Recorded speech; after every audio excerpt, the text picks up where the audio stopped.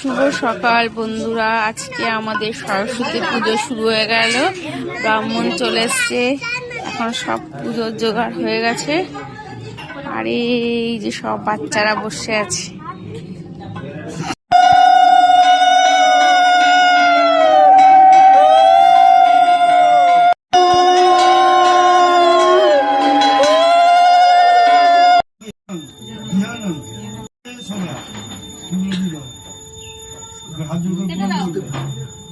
অঞ্জলি দেওয়া হয়ে গেছে, এখন